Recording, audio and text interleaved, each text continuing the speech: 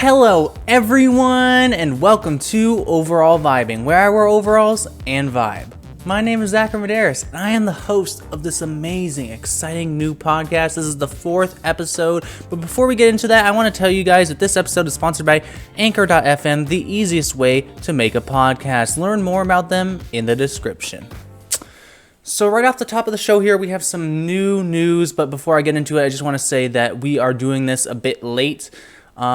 There was some audio interface errors and some camera errors. The computer was not working right yesterday, which I usually record on Sundays and upload it on Monday at 8 a.m. Pacific Standard Time is usually when the video slash podcast comes out on all the streaming platforms. You can go stream this on all the platforms. Helps me because I do get ad revenue from the podcasting platforms. But anyways, guys, we don't usually record at night, so I have a little light in front of me, help light me up, because the overhead doesn't do a good job of that. It makes my eyes look dark circles. But yeah, I am here, and there goes the light, just dropping down there on the bottom of the camera, but whatever. Anyways, so the first story that we have today, we're going to get right into it, is Rihanna is pregnant. Now, the first thing you notice about this pregnancy is they're actually, if you look on Rihanna's Instagram page, you can see that there's not really any indication that she is pregnant. Like these posts, she doesn't really look like she's pregnant. But as we'll see in a little bit, this was trending on Twitter today. A lot of people were looking into this. They really liked that she is pregnant. Celebrity babies and all. I have the picture right here. Her and I believe A$AP Rocky. Didn't know that they were together. I don't really pay attention to Rihanna. Don't cancel me, but I don't. But they look really happy, as you can see here. She is pregnant. They look very happy together in whatever they're in the underpass. Where there's like the train above the ground. They look very happy here. And you could definitely see it. And she is in fact pregnant. This is a cool outfit. It's like it's kind of like a button up, like a long jacket, like almost like a, kind of like a trench coat, but it's not a trench coat. And then she just has like only one button, kind of stylish, He's rocking the good old-fashioned Carhartts and has this cool sweater, V-neck sweater that I would love. But she is, in fact, pregnant. Let's see here. We have some articles to pull up here. This was trending on Twitter all day. Apparently, she hasn't revealed it until today. She didn't even reveal it, as you saw on her Instagram. Let's see here. Rihanna's pregnant. Singer shows off baby bump in photos with A$AP Rocky. This will be the couple's first child together. Honestly, didn't even know they were together. Okay, let's see here. Baby on board. Rihanna is pregnant in photos with her boyfriend A$AP Rocky out in New York City. The 30th and 31st photos snapped by Shutterstock and published by People magazine. Artist and entrepreneur is wearing a long pink winter coat that only has one button closed at the top with her bare baby bump on display in light blue jeans. Blah, yada, yada. Okay, A$AP Rocky, also 33, confirmed their romance in an interview in May 2021. So the romance has been going for quite a long time. Didn't know about that. Wasn't well versed back then in the popular news. Kind of more versed now, but this is more mainstream. I'm more kind of influencer type of places. Let's see here. Rihanna, too, has spoken about having kids March 2020. She said she plans on having more than one child within the next decade. I'll have kids, 3 or 4 of them. So one thing about kids, there's such a population problem, but whatever. People, you just want to be happy, People want to be happy, so just have as many kids as you want. Just don't have like 15. Okay, guys. Let's see here. There's also a BuzzFeed article. You get the gist. She's pregnant. They were seen earlier this year at the Met Gala. Obviously, she was. I actually saw this outfit when I was watching the Met Gala, and I honestly remember it. It looks like a quilt, kind of reminds me of. Yeah, they're at the Met Gala, but she claims that he believes that he's found the one. Oh, what? Oh, revealing back in May that Riri was the love of his life. Believe he's found the one. So I'm honestly happy for all of them. Yeah. So that's the main story of today. Rihanna shocked the news world with announcing that she's pregnant today. Something I wanted to get into. My doc is kind of mixed up here. Just a minute, I gotta cut something. Move it up in the doc, you know what I'm saying? We're gonna get into the Spotify debacle. Delete Spotify, hashtag delete Spotify, and hashtag Spotify deleted was trending on Twitter. They lost quite a bit of money. We're gonna go over Philip DeFranco video. We're gonna react to that because he announced it perfectly. But basically, we have some Twitter trends. Basically here, pretty much outlining what's happening. Look at Rihanna is expecting her first child with A$AP Ross. Oh, it's also Harry Styles' birthday. Why is Vaseline trending? We're gonna take a look at that. Why is Vaseline? I'm just gonna take a quick look. The rise, fall, and curious revival of Vaseline. All I know is the new little discovery of Vaseline, a TikTok beauty tip. Better not lead to a price increase. Okay. We're gonna okay, back to delete Spotify, guys. Obviously it's been trending. I have deleted Spotify. It's all about the Neil Young and protesting Spotify for allowing Joe Rogan to spread COVID misinformation over the course of the time he's been on the platform, and them not even putting warnings. But we're going to get into that later. Let's see here. We have a article. Let's see here. Okay, let's see here. The real reason Neil Young can afford to leave Spotify. Oh my gosh. The ad blocker. The ad blocker just destroys looking at any news site. And I understand you got to make some money. So we got to open that in an incognito window here. They'll make their money. Okay. The real reason Neil Young can afford to leave Spotify. Classic rocker is sticking to his principles, but he's got a backup plan. Let's see here. I never even heard of Neil Young, but apparently he's famous. Neil Young has never been quiet about his hatred of streaming. Let's see here. Okay, wait. Young cited a different reason for this action. Joe Rogan. So originally he's been griping about all the streaming platforms because they don't compensate artists enough, and the audio is not hi-fi enough for him, because he says you're paying for 5% of the audio quality. Anyway, okay. Neil Young has never been quiet about his... cited a different reason for his action. So if you didn't know already, he decided to leave Spotify if they weren't going to remove him. And of course, they're not going to remove him. They spent like $100 billion getting him off YouTube onto Spotify. Here we go. Spotify only. Okay.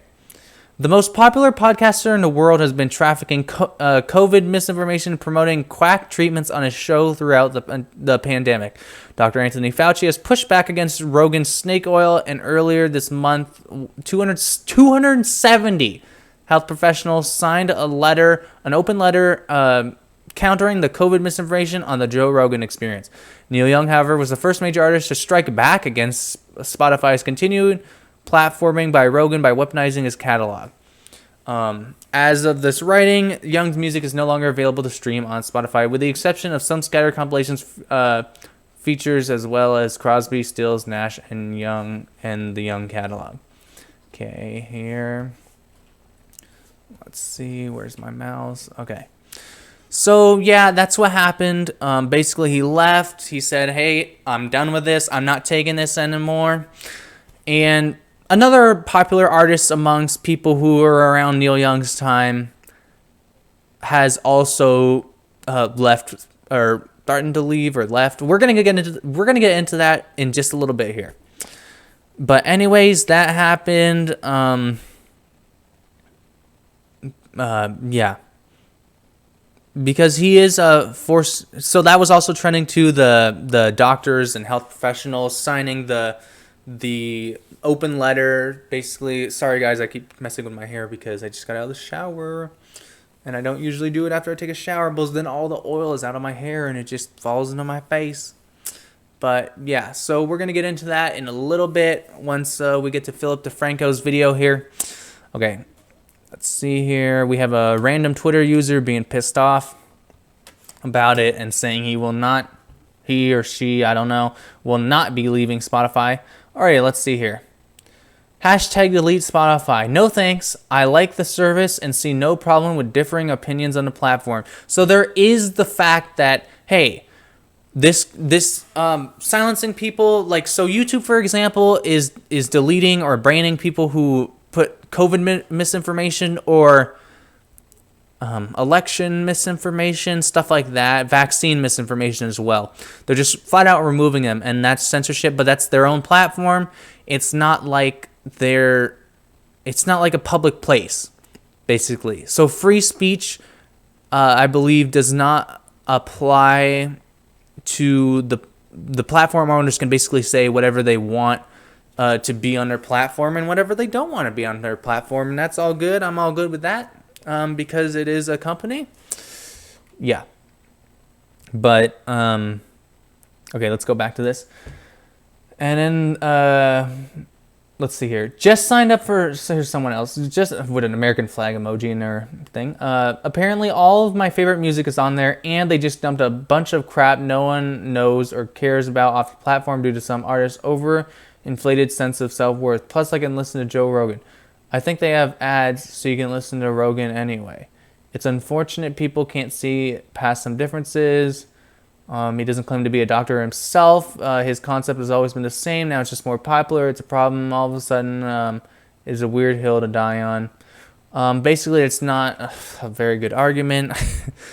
So let's get into the Philip DeFranco video and see really what we are dealing with here. And we're just going to take a quick look over here. We're not going to watch the whole thing. We're just going to watch a little segment of this segment. And then the story that just keeps on keeping on. Let's talk about updates to this ongoing situation involving Joe Rogan, Spotify, and misinformation. So the last time we talked about this, Neil Young had asked his representatives to have his music pulled from Spotify over vaccine misinformation on the platform, with him specifically Why is the volume so low? And since then, a ton has happened. Spotify ended up pulling Neil Young's catalog and released a statement saying they have a great responsibility in balancing both safety for listeners and freedom for creators, and claiming we have detailed content policies in place, and we've removed over 20,000 podcast episodes related.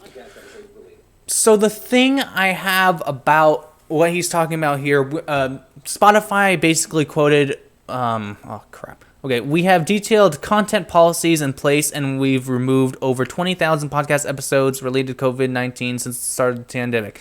So they've removed podcasts episodes of other people's podcasts for the misinformation, but not Joe Rogan's. Why? Because he's the biggest podcaster in the world. He's the biggest podcaster on their platform, and they paid $100 million for him to be there.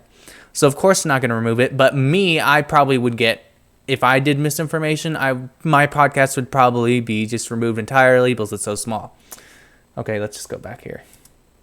Related to COVID-19 since the start of the pandemic. We regret Neil's decision to remove his music from Spotify, but hope to welcome him back soon. We also had a number of critics immediately pushing back on that statement, saying if true, it's great that you removed over 20,000 podcast episodes that were spreading COVID-19. This is exactly the point I was making. But what about the thing that is getting millions, if not tens of millions of views that you paid $100 million to? That's the thing I was talking about. He has such a large audience that he has such a large pull, so true, I agree with them removing misinformation of the small guys, but this guy, Joe Rogan, has a big audience. He has a big pull and is able to make people follow in his footsteps, basically. I don't think he's claiming to be a doctor, but I think he's still perpetuating the misinformation by allowing it to come onto his massive platform.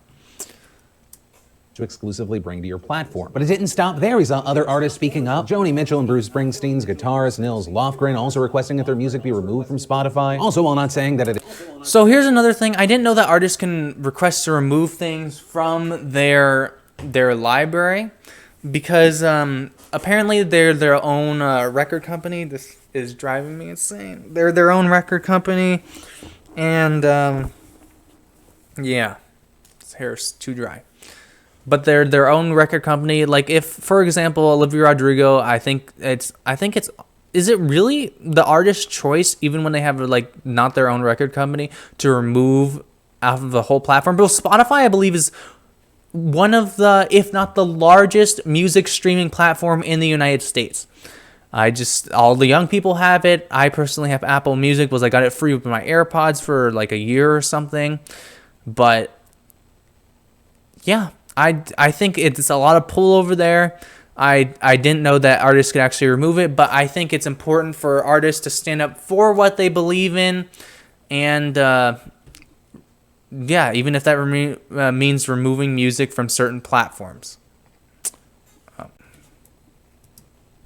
It is the specific reason it happened. Spotify has also lost $2 billion in market value over the 3 days following Neil exiting the streaming service. And so now the biggest updates is that Spotify and Joe Rogan have now addressed the situation. Yesterday, Spotify CEO Daniel Ek... Okay, that guy just looks like an unfit Joe Rogan. Yeah, we just got to go back here. Back a little more. So Spotify lost more than $2 billion. So the Spotify... I had it, but I don't know where it is. Spotify, the stock like dropped dramatically when Neil Young pulled out. Like people were pulling out left and right all of a sudden they were selling off their stocks. They lost something high. Don't quote me on this. It was near like 50% or something completely absurd. It was so much. And that should just bring to volumes how many people agree with Neil Young. Everyone's just saying, oh, it's just some insignificant old person who thinks they have a pull. But really, I think it's stand up for what's right, even if you're standing alone. Do what feels... Okay, this is so bad for people who are just brainwashed, but morals, they should be universal. During this last couple years, they become not so universal. People are just losing their morals and stuff, but it just takes one person to take those actions to make people feel comfortable with the decision they wanted to make originally, but weren't going to because, you know, they didn't want to stand alone. So honestly, think him and Neil Diamond and Joni Mitchell, pretty brave for doing that because they are artists. Joni Mitchell, especially, I think is more popular than Neil Young. Did I say Neil Diamond? Yeah. Has also lost $2 billion in market value over the 3 days following Neil exiting the streaming service. And so now the biggest updates is that Spotify and Joe Rogan have now addressed the situation. Yesterday, Spotify CEO Daniel Ek released an open letter about the company's rules and approach regarding COVID-19, saying, "We know we have a critical role to play in supporting creator expression while balancing it with the safety of our users. In that role, it is important to me that we don't take..." Also saying that while the company has had policies in place about this, they already have rules. They are outlining the rules now. Rules. Secondly, saying they'll add a content advisory to any podcast episode that discusses COVID, and the advisory will direct. So they've on YouTube, they've done this for pretty much since the pandemic began. When misinformation started spreading, they do the Encyclopedia Britannica or the COVID thing. Like if you say COVID too much, or if you put COVID in the title underneath the video, it just gets a link to the COVID, and I think there's a CDC link sometimes or something like that. But it's just nice to have, so then you can kind of cross-reference what the person is saying in the video or the content. listeners to Spotify's COVID hub. And finally, saying the company will also begin testing ways to highlight their rules to creators to raise awareness and help creators understand what is acceptable and what they should be held accountable for when it comes to their content. As far as Joe Rogan, he posted a video to Instagram responding to the controversy. It starts with him citing that people took issue with 2 specific episodes of his show that included interviews with controversial scientific figures, Dr. Robert Malone and Dr. Peter McCullough. He made a large statement on Instagram. We don't have time to go over it, but it's 9 minutes long. But I think this is pretty much... I watched it, and I pretty much think that Philip DeFranco is spot on. Well, it is true that those episodes in particular did have a massive spotlight on them. They did ignite backlash. It is also worth noting that criticisms that Joe Rogan promotes vaccine misinformation extend way past just those 2 episodes. He has faced backlash for a variety of other things that he has said regarding COVID-19 over a long period of time. But also, when it came to those 2 guests, Rogan said, I wanted to hear what their opinion is. I had them on, and because of that, those episodes in particular, those episodes were labeled as being dangerous. They had dangerous misinformation in them. The problem I have with the term misinformation, especially today, is that many of the things that we thought of as misinformation just a short while ago are now accepted as fact. Now, regarding that section in the video as a whole, we saw a lot of people supporting Joe Rogan. I don't believe that in the slightest. People like The Rock. I can't believe Dwayne Johnson did that either, but I think, yeah, I'm not going to comment on Dwayne Johnson. Now, we saw a lot of people pushing back and criticizing the statement that many of the things that we thought as misinformation just a short while ago are now accepted as fact. With those people saying yes for some things, but not for a number of the things that you're talking about. With people pointing to an example that Rogan tried to make in the video. Like, for instance, 8 months ago, if you said, if you get vaccinated, you can still catch COVID and you can still spread COVID. We always said from the beginning that if you get vaccinated, you can get COVID. It doesn't even make any sense what he's saying. They would ban you from certain platforms. Now, that's accepted as fact. But with that, you had people pushing back saying, no, we've always known that there can be breakthrough cases. That's what the health experts said. And yes, there are examples of people like Rachel Maddow using absolute definitive language, but that was very stupid on her part. But the main thing with this was, hey, the health experts have communicated from the beginning, breakthrough cases can and will happen. So they were saying their criticism here was this was either a disingenuous argument from Rogan or an ignorant one, saying that is not an apples to apples comparison. You did not have main health experts saying there is no chance you're going to get COVID. There is no chance you're going to spread it if you get the vaccine. The efficacy of the vaccine when they... Okay, so we pretty much got it. I'm going to move on. You can always think what you think about that, because that's pretty much the whole topic. That's pretty much a whole synopsis on what happened there. Yeah. So we're going to be moving on here, and we're just going to take a quick break. And we are back. So, welcome back, guys. For you, there was no time at all that passed. This next topic is KFC makes impossible nuggets that are just erasers and not even the good ones.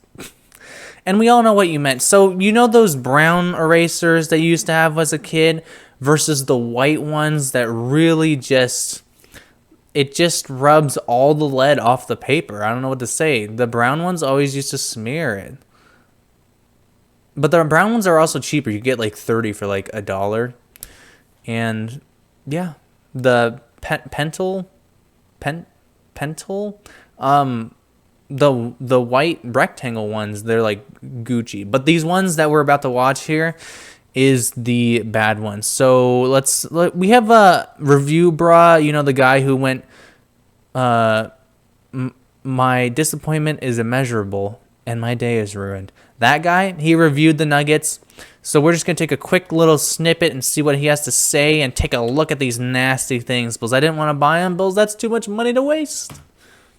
And I don't like wasting food. Oh, the computer's muted. Just one of those things. Beyond fried chicken made from plants. You can see the box has a lot of green on it, obviously to represent all the money that KFC the box hopes is to make very from this disconcerting. It's very lime green. We haven't even done anything like it, so let's just keep open on. this up. So you can see though, you just have some nuggets in the box. It's a huge box for like it's a huge box for like 12, well, it's not even 12. It's like 7 nuggets in this giant box. So that's kind of weird. And another thing that I want to emphasize before I forget about it, they fry the Impossible Nuggets in the same fryer as the regular ones. So the nuggets themselves are vegan, but they're getting fried in the same oil that's frying the chicken. So it's just defeating the purpose. Nasty. It looks like a regular nugget from the outside, though. There it is. Breaded like a regular nugget. Breaded and fried, as usual. Right now, you would look at it and you'd think, it's a chicken nugget, probably. Can't really tell. But it's not a normal chicken nugget, and he'll get into it very shortly. So that said, let's just try it out. The Beyond Fried Chicken from KFC. Going in. So he's trying to bite it. You can see his face. He looks like he's about to cry, because it's so nasty. I can't bite into it. It's rock hard. You can't bite into it. He's trying to bite it down right now for all you audio listeners. And he rips it apart, and it kind of just rips apart like a piece of foam. He's going to put it in his mouth now for all you audio listeners.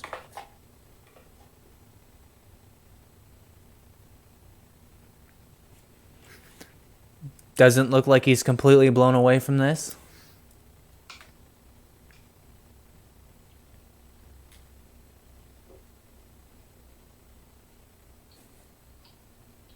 Looks like his day is ruined.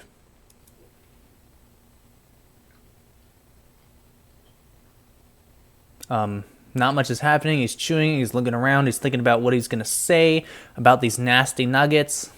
Doesn't help that I have some temporary crowns in my mouth, but you can see, in terms of the consistency of this, they're going with the and he's, oh god, that's shoe leather. Nasty. Oh, that's nasty.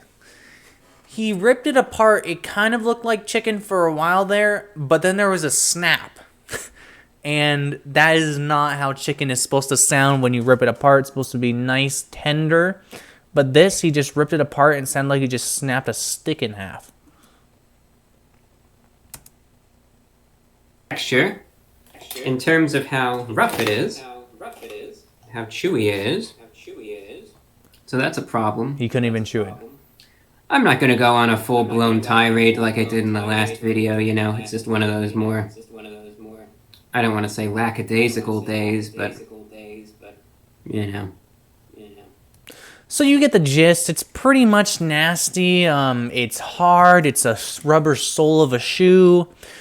We have a New York Post. They reviewed it as well, so we're going to take a look at that article. And this guy up, and I can't find my window. It's behind me. Oh my god. I'm dragging bookmarks off of my Google Chrome. Here we go. Okay, just move that back there. Alrighty, let's see here. Where is the article? This is just the New York Post. Oh, for goodness sakes.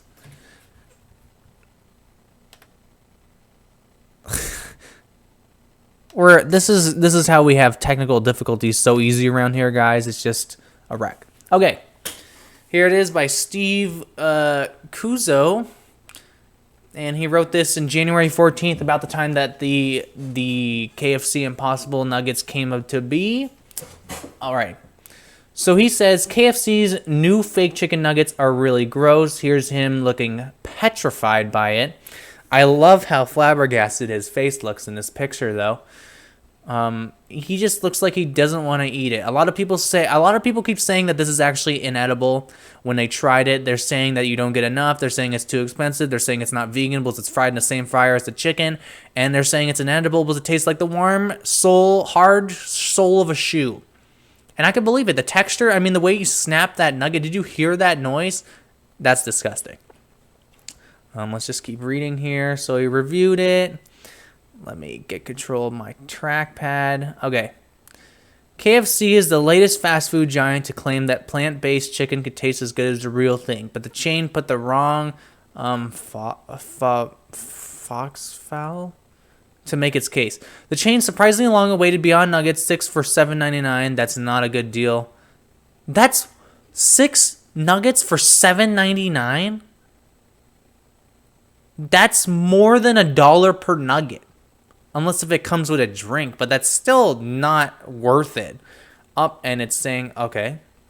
Google Chrome was saying the page wasn't responding here. The chains, okay, they're beyond awful. Worse than the KFC's near flavorless real meat chicken tenders. I've heard a lot of people on Twitter complaining about the chicken tenders not tasting like chicken. They're tasteless or whatever. I've been to KFC once. Really greasy, really disgusting. Didn't really blow me away at all. I went there once when I was in Colorado. No, I was in Bend, Oregon for the first time. It was quite a long time ago. It was 5 years ago now. It was in 2017. And we had it, and the best part of the meal was the cookie. So that should give you an idea of how the meal tasted. When the cookie is the best part. Let's take a look here. I sound so angry and raspy because it's the end of the day. Usually I do this when I have a little more energy and the weekend. Because it's 8 o'clock right now. Okay. The fake chicken from KFC's new offerings comes from Beyond Meat, the rival to Impossible Foods. That's like the Impossible Whopper. Whopper? Is that at Burger King? I don't know, guys. I don't eat fast food that much. And I don't eat the fake fast food either when I do. The idea, I'm not saying that it's bad, though. If it tastes like meat, more power to you. When my dad was in the hospital when he had a heart attack in 2017, I ate a burger, and I was halfway through the burger before I realized it was a bean burger and not actually beef. And this was hospital cafeteria food, and I thought it tasted fine. I didn't notice it. They grilled it in a way so it tastes like beef. I don't know if that meant they put the grease or something on there, but it tasted like meat. It was trippy. There was like corn and beans made out of it. Which created the famous Impossible Burger. The idea is offering artificial chicken at KFC is to democratize plant-based protein, according to Beyond Meat founder Ethan Brown. Is that it? Oh my gosh. Okay. What is that the end of the article? I don't know how New York Post works. Yeah, that's the end of the article. But okay. And we have a picture of it right here. We are not getting through these topics fast. We have a picture of it right here. And as you can see, this looks better than it did on Twitter, but it looks like an eraser. And apparently it tastes like one too. That's just some rubber and some breading, but that looks nasty. Honestly, the McNuggets look better than that. And I'm not a good fan of those either. Let's see here. I have another image, I think. Oh yeah, here's them next to the box. This looks more like erasers. This is what everyone was pulling up in the Twitter thread, which, you know, people rip people apart in the Twitter thread. Yeah, looks like an eraser. So that's basically what happened this month. That was kind of an old story, but I wanted to graze over it because it was an important one. So originally when I wrote the show document to this, Doja Cat's Get Into It music video had not come out yet, but she teased it. She teased it with like a trailer. Finally releasing a music video for it off of Planet Her. It went viral on TikTok. She posted it on Twitter. I don't follow her on Twitter or anything, but this was trending. She made a trailer, but last night, the music video came out late last night, around 10 o'clock at night. And I watched it and I loved it. It was pretty good. We can't play the audio obviously because this is a copyrighted thing. But as you can see, let's zoom in here. It's trending, number 22 on trending for music, and it got 4.1 million views. When I watched it last night, there was only like 100,000. When I woke up this morning, there was 1.2 million or something. So just over the course of today, it got that many views, and I think she deserves it. It was a good music video. We can just scrub through a little here, I guess. Hopefully we don't get copyright for that. We're just not going to play it. But basically she goes through. She's an alien. She has to get her cat back from these mean people. She goes, kicks some butt. And yeah, you can go check that out if you want. Yeah. Okay. So the next story we have lined up here is Apple might soon allow Face ID to work while you're wearing a mask. We're going to go over the Twitter post that I saw, and I wanted to confirm if it's true. And it is in the beta of iOS 15.4. As you can see here, we have an image. Basically, it says you can use a Face ID with mask. It requires you to set up Face ID while wearing the mask. I don't have Face ID because I still have Touch ID. I have a home button. I actually have the last home button, not counting the SE2, on an iPhone 8 Plus because I wanted portrait mode. I wanted a home button. And it was weird transitioning from a 6 Plus to an 8 Plus because it went from a real button to the haptic button where it's a fake button. When it's off, it doesn't feel like a button. It's just a flat piece. But when you're using it, it actually feels like a button. Touch ID, I'm a very big advocate for. I'm not a fan of Face ID. I don't use Windows Hello on my computers or anything like that. I just don't think it's as secure as my finger. But there's order. And then you can also add glasses, too. So let's just read here. Face ID is the most accurate when it's set up for full facial recognition only. It's warning you, of course, it's not going to be as foolproof as using your whole face. And about time, Apple. It's taken you 2 years. The pandemic began 2 years, but they roll out features pretty much when they're polished completely, unlike the competition. But yeah, it's been 2 years since the pandemic started, and they're just now getting around to this. But I mean, it's better to get around to it than never because the pandemic is people still have to wear masks and all that. It's still a problem. To use Face ID while wearing a mask, iPhone can recognize the unique features around your eye area. To authenticate, you must be looking at your phone to use Face ID while wearing a mask. Of course, you have to look at your phone anyway to use Face ID to begin with. Then we have a Verge article here kind of outlining it, but that's basically the gist of it. As we slam through all the topics we have for tonight. Because I want to get this episode out tonight. Apple might let you use Face ID with a mask in the next iOS update. We don't need to read that article. We already got that. Alrighty. The next thing is Taco Bell's Baja Blast, the special version of Mountain Dew, only available in Taco Bell, and sometimes they sell it at stores or something, is getting an alcoholic version. This is the news story developing right now. Hard Mountain Dew, don't worry, we didn't forget about it. Basically, it looks like a White Claw, but it's Mountain Dew. And it's not just any Mountain Dew, it's the Baja Blast, which a lot of people like. I don't mind it, but it's not my favorite either. And Mountain Dew I don't particularly like, which is kind of an odd thing to say.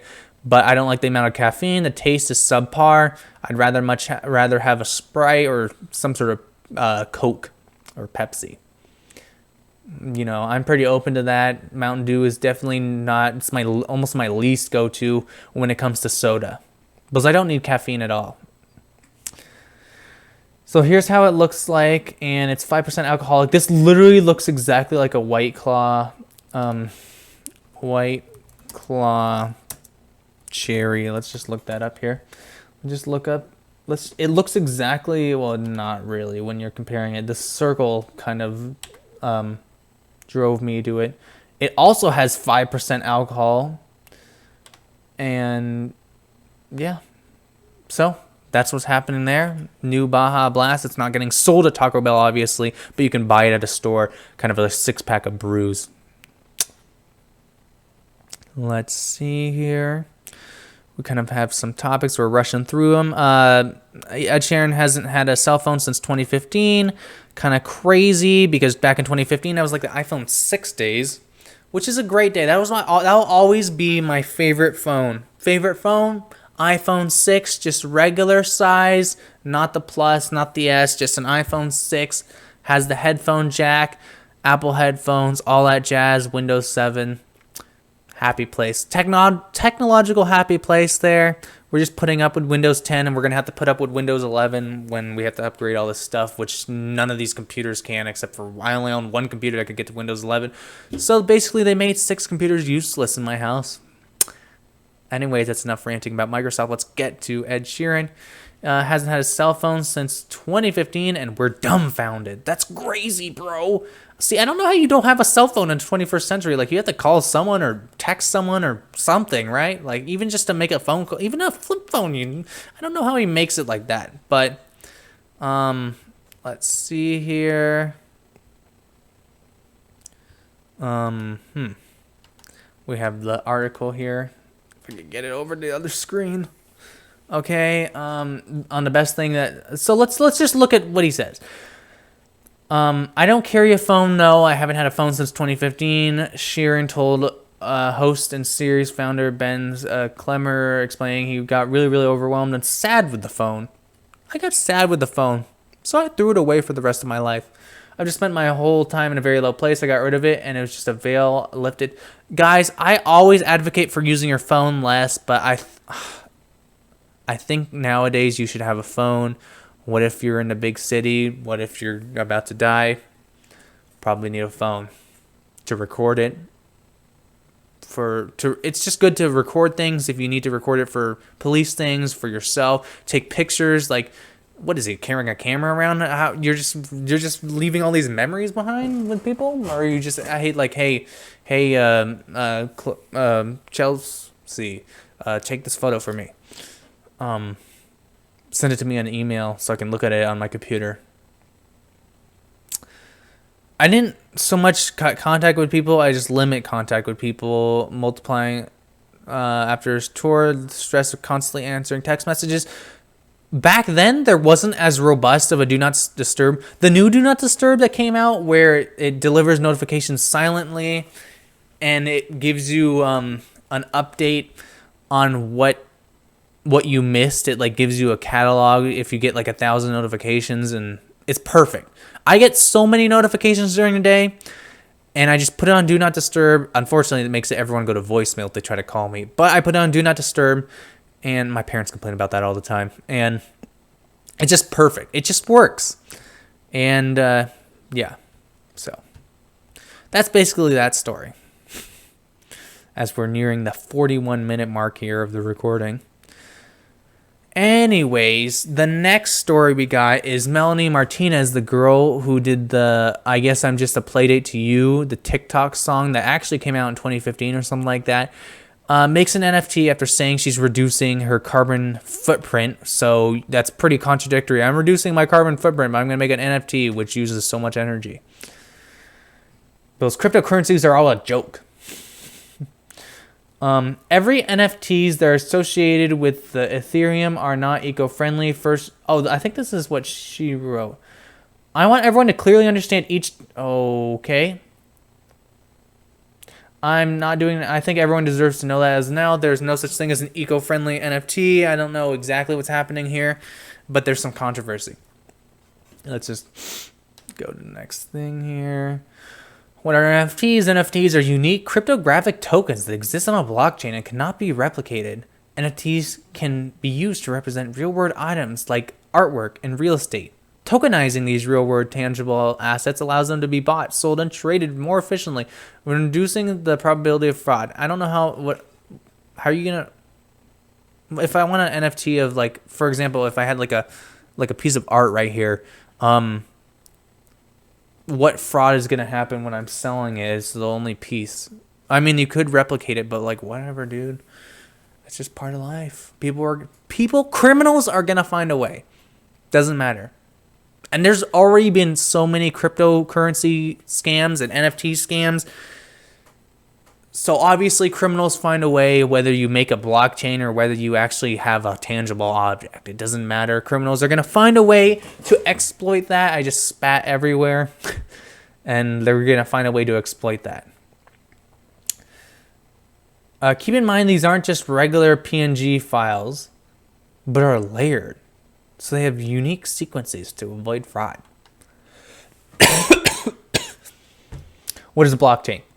Blockchain is a system of recording information in a way that makes it difficult to impossible to change, hack, or cheat the system. Okay.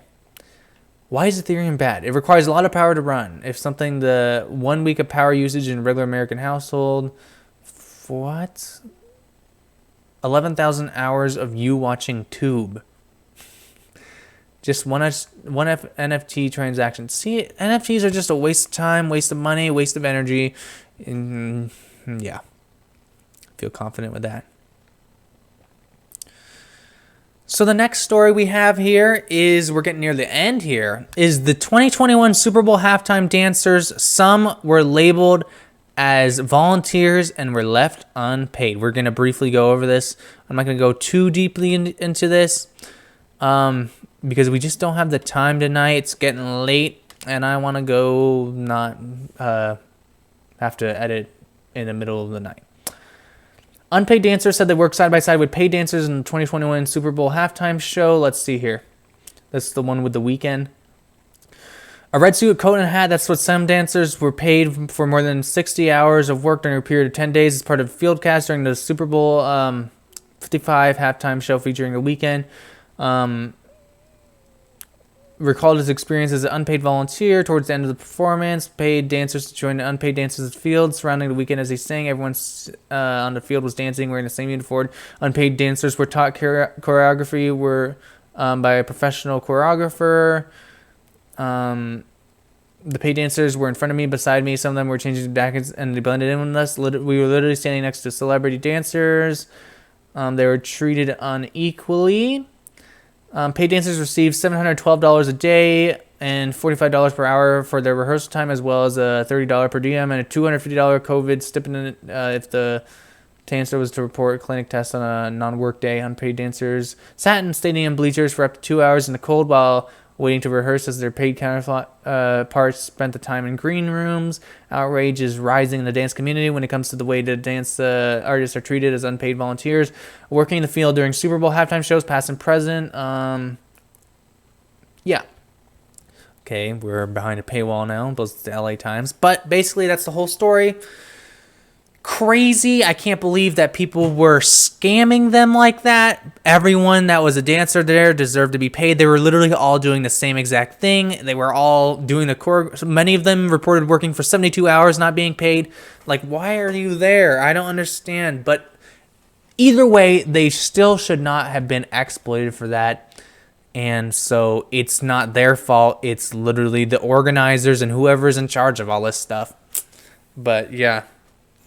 They literally were all dressed the same. I watched the Super Bowl last year. They were all dressed the same.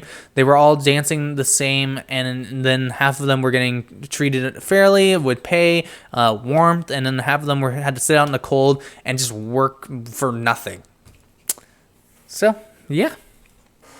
And we're getting near the end here. I just wanted to give a little shout out to Olivia Rodrigo, fan of the show. I'm a fan of her.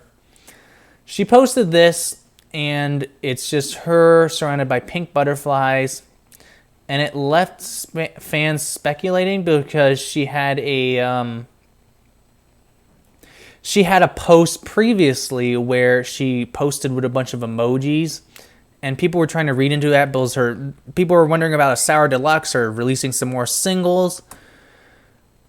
And people are speculating that since they're pink instead of purple, and she's wearing pink instead of purple, and she has the same photographer, that she might be getting ready for a new album or possibly new singles like that. And I'm excited for that. New era, someone commented. So that's pretty sweet. Yeah. And on top of that, we have another artist that I'm a fan of. Tate McRae on February 4th will be releasing her new song, She's All I Want to Be. I'm not sponsored by her or anything, but I'm super excited. I wish I could play the snippet for you guys, but I know the moment she releases the song, it's going to be copyright claimed. Yeah. So I think this is pretty cool. Yeah. So that's pretty much it for today. I'm excited for Tate McRae's new song. I'm excited for her direction. She's been teasing on TikTok forever, just like feels like us. So yeah, guys, I want to thank you so much for putting up with me, coming along with me for this long journey. We did a long episode today. Thank you so much, everyone. Your support means so much. Be sure to stream this on the streaming platforms, not just YouTube, on the podcasting platforms. That includes Apple Podcasts, Spotify, and Google Podcasts. We're available on all of those. And those are the only places I make money. I do not make money on YouTube yet on this channel. We are not monetized, of course. We don't have 1,000 subscribers and the minimum listenership. But we do on the podcasting platform, so be sure to listen to that. Thank you guys so much for putting up with us today. It's a late episode today, so I hope you enjoyed. We had a lot of good stories today. And yeah, so guys, as I fix my hair, I hope you have a good night, good day, good week. The last podcast episode did not do so well, so be sure to hit this up. Keep refreshing. Keep sharing this podcast with your friends. We need to keep the support up here. And thank you for all the good vibes. And we will be inviting people on. For the people who were asking, there was multiple people asking if we were going to bring guests on. We are going to eventually bring guests on. So thank you guys so much for listening and watching. Alrighty, so I will see you guys later. Peace.